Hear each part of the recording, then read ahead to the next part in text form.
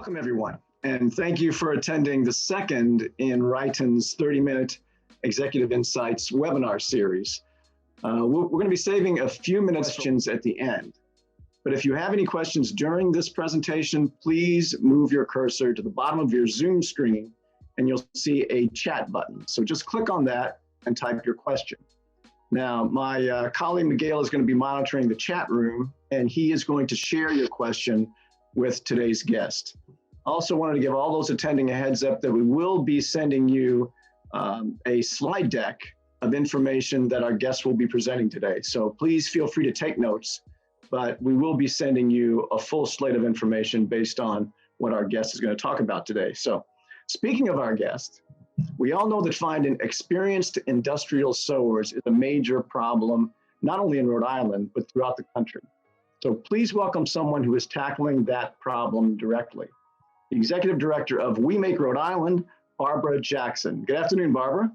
Good afternoon, Michael. Thanks for having me. You're welcome. Barbara's going to walk us through her new training program for industrial sewers. But before we get to that, Barbara, can you tell us a bit about We Make Rhode Island? Sure. We Make Rhode Island is a 501c3 nonprofit. We're located in Cranston. We're located in industrial space. We have 10,500 square feet of shop floor. And then we have our executive offices there as well. We've been training people for manufacturing and manufacturing only since 2011. And we've been running industrial sewing technician training, which is aimed at entry-level industrial sewers since October of 2020. So we have in our back shop eight or nine, I'm sorry, I can't remember exactly because we've been getting new machines in. They are Juki walking foot machines. We have a Sew Pro cylinder machine. We have Juki automatic DDLs 8700s. And we're getting a Melco 16 spindle embroidery machine this spring. So we're very excited about that. I noticed you have a kind of a posting service to help employers fill vacancies. How does that work? We do. So first of all, we would prefer that employers come to us and say, over the next 6 months, I'm going to need this so that we can work as we run our classes to find the right personnel for an employer. But again, our classes are aimed at entry-level sewers. So what we do, if you need somebody other than that, is we will run a posting service for you. We have a job board that utilizes 15 different job boards. So your opening would be on Indeed, on ZipRecruiter, on LinkedIn, on Craigslist, on just a variety of different boards. And we will just send you the post. We don't screen. We just send you whoever comes to us.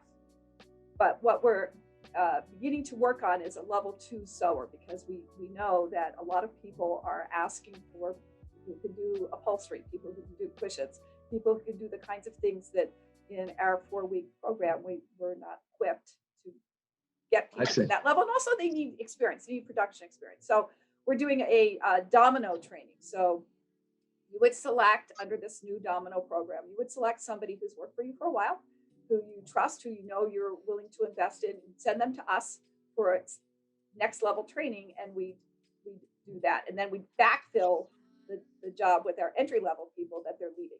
So I see. You get it in and it up. Right. So you're both training new people and upskilling folks. That is our goal. Oh, great. And where does the funding come from for those folks who are attending from outside our state? Can you tell us how the funding works? Well, where the money comes from? Up until now, and let's hope for the future, the state of Rhode Island is paying for the training through the Department of Labor and Training. Okay. So the students who come to us do not have to pay to come here. They do have to meet certain criteria. So they have to be employable. They have to agree to go to full-time employment at the end of the training. And we have to prove that we're putting a lot of people to work, or else they don't give us the grant funding for the training. So although we may do some what we refer to as enrichment training at night and on the weekends for people who want to learn to make wedding gowns or christening dresses or curtains, that has nothing to do with the people who we're training for employment. I see. And you also, you don't only train people in industrial sewing, there are other occupations that you train for, right? Absolutely. Forklift, materials handling, shipping, clean room assembly, kitting, all different types of machinists. So if you work in manufacturing, this is where you come to learn your skills. Okay, so let's move on now to the training program for industrial sewing. Can you explain the specific skills that are taught to people who come to you for that training program? Sure. One of the things that we've learned that is essential, and everybody in your industry already knows this, but people who are not in your industry have no sense of what production sewing means and what toll it takes on the body. So one of the very first things that we do is we worry about posture, how people sit, how they place their hands, how they, so it's not just hand-eye coordination and left foot, right hand coordination. It's about, the shoulders and how not to get tired during the day. So we spend an awful lot of time on that. We spend time on making sure people aren't rocking their chairs back and forth. So we've had to take rollers off. Taking rollers off, I mean, that would be how they would sit in your shop anyway. But typically students would expect to have rollers on their sewing chairs so they could more easily look underneath to get to the bobbins. Well, they can't do that at work, so they can't do that here. So we start with very basics, how to wind the bobbin, how to load the bobbin, how to thread the machine, how to troubleshoot. So what happens when you get a rat's nest? How do you fix that? How do you use the little snips? Then we do basic stitching. So everybody has to make squares consecutively smaller at 1/4 inch intervals. They will learn how to bar tack. So they'll have to bar tack the corners of those squares. They learn how to cut fabric a little bit. Now, we're not talking about with giant cutters, but the type of cutting that you would do at your own machine, how to assemble a basic product. We make them work in production. So we actually sell product that we make. They have to work in production and do this. Their final exam is going to be to make this next class that we have coming up starting on Monday. Their final exam will be to make 10 dog bandanas within a 1-hour period. And we sell those. We sell those on our website, and we sell them at other local places around the state of Rhode Island. Because we understand that for you to hire them, they need to understand that this isn't being a seamstress and having tea. This is production sewing. So we focus on that. And can you touched on it a little bit earlier, but as far as the industrial sewing goes, can you talk about the specific machines that the folks are trained on, sewing machines? They're trained on Juki 1541S walking foot machines. Okay. If we think you can handle that. Everybody starts out on a DDL 8700 machine. So everybody will master that machine or they cannot graduate from the class.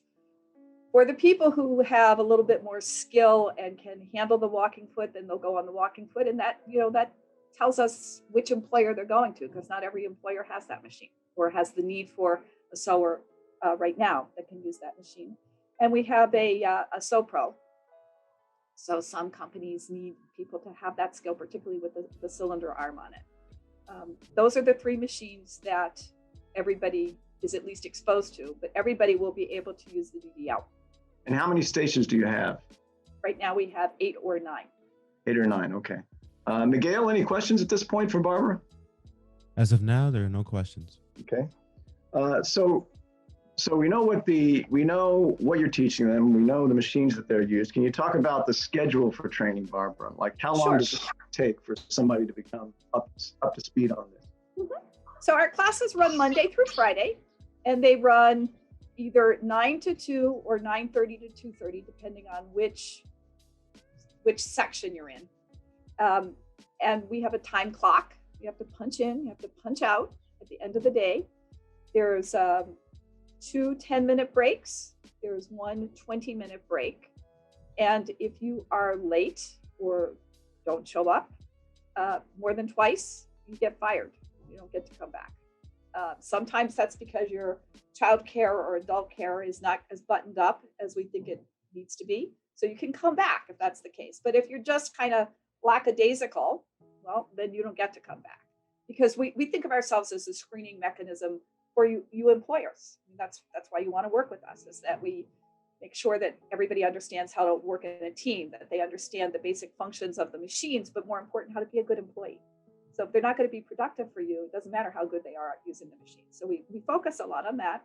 So it's 75 hours of us doing that. So we don't have an enormous amount of time, but 75 hours is enough to get people up to the right level of being useful, not exceptional, but being useful when they come to you.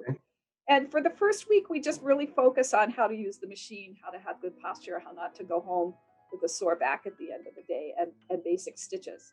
The second week, we're doing curved stitches, we're doing bar tacking, we're learning about finishing and hemming. We might have a zigzag.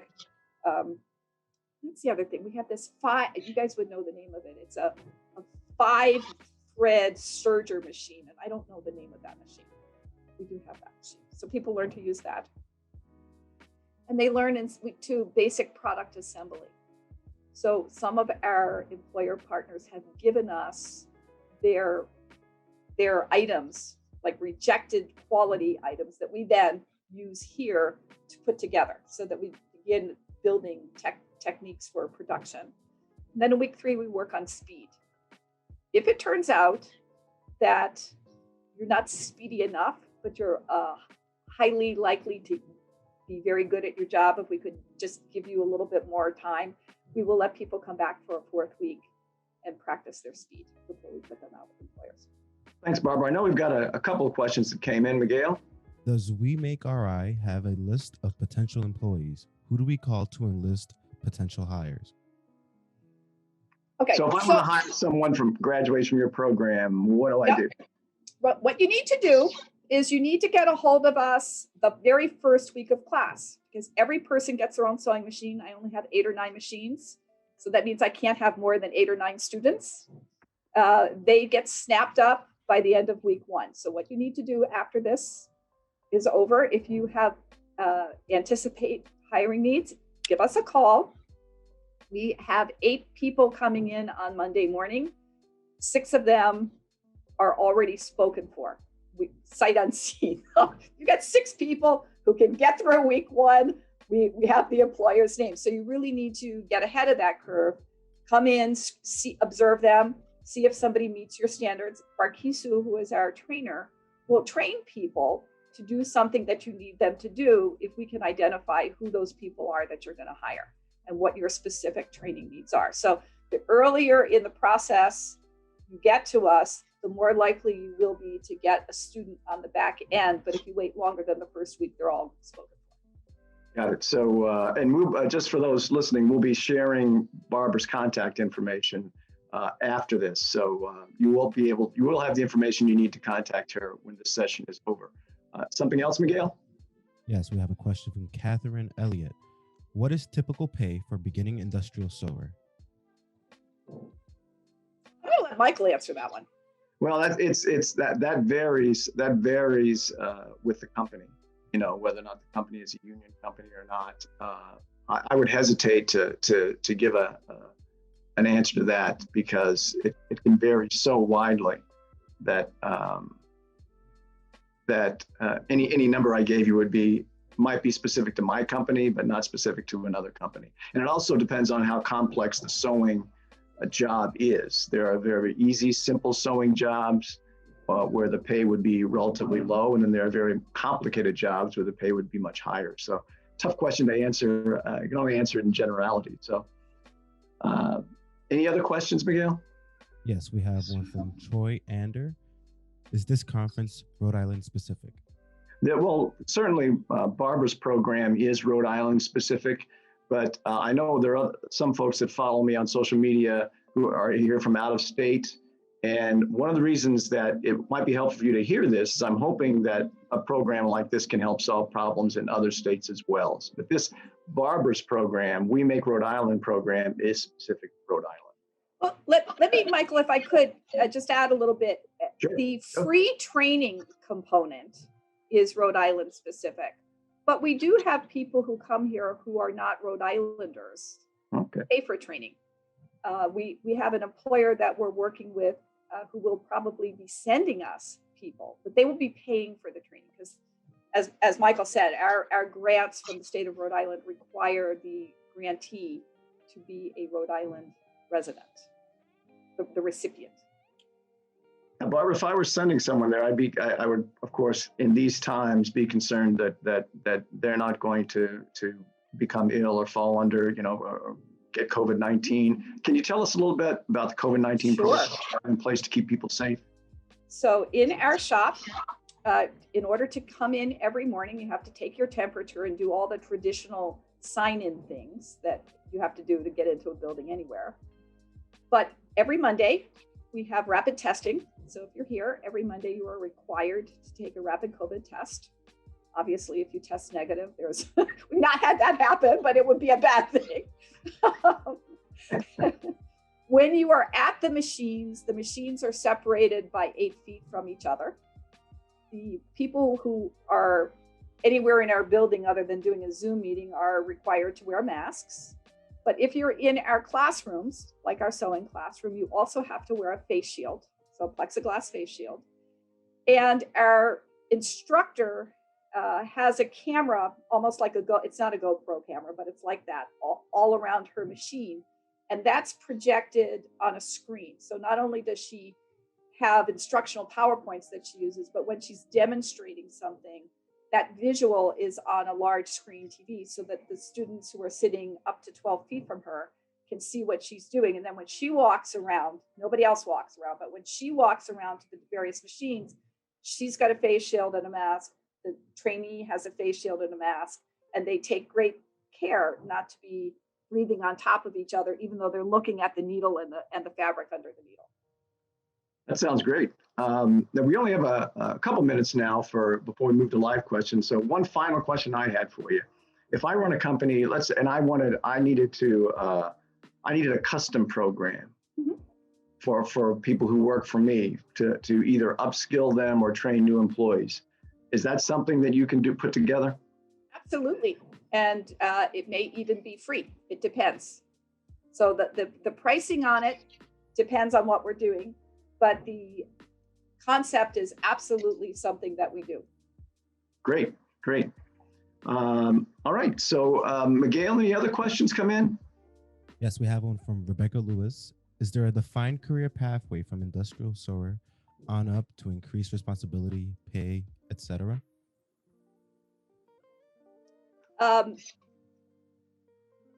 So I guess I need to announce what I told Michael at the start of our conversation, that starting on March 1st, we have, we Make Rhode Island is the official manufacturing sponsor for apprenticeships in the state of Rhode Island. So if you want to have your occupations become part of the apprentice program, you go through us so that we can do the paperwork for you, because it's kind of like doing taxes. It's a federal program. It's really complicated, and you don't want to have anything to do with it. You just want the outcome. You just want the apprentices that are trained. When we did that, when we were able to create an industrial sewing apprenticeship, we have to, under regulation, designate those stair steps that takes us from sewing 1, sewing 2, and advanced sewing. So there are now, and the good news is you can modify them. Great. That sounds great. Miguel, any other questions? We have MJ McConnell. Can we send our employees to you for training? You absolutely can send your employees to us for training. We would have to work out the time because we only have 8 or 9 machines and they're all in use all the time. So we have to sort of figure out what that would mean for off-shift training. But you absolutely can. And in terms of price, it depends on what we're doing and where you're located and where your students are or your employees are located. Any other questions, Miguel? And we have one last question from Sean. How can I learn more about sending my employees to your program? Lodging and pricing are of interest to me. Would you be available to speak with me offline about this? Sure. Great. And then we have one last question from Sharon. Go ahead. When does the next session start after the March 8th session? Well, what a fantastic segue that is. Before I get to that, I just want to thank Barbara and as a company that hires sewers, I also want to thank We Make Rhode Island for this great program that you put together. We all know, if we're in the textile industry, that finding a person who knows how to sew is very difficult, and you're helping to alleviate that problem to a major degree. So thank you for the work you're doing. Our next session is scheduled for Wednesday, March 31st at 12 noon. And just keep an eye out for emails from Miguel or some of our social media posts, and you'll see what's coming up next. So March 31st at 12 noon. I'd like to thank Barbara again for spending this time and for the great work she's doing. And I want to thank everyone for attending, and we'll see you on March 31st. Stay well, everyone. Bye-bye.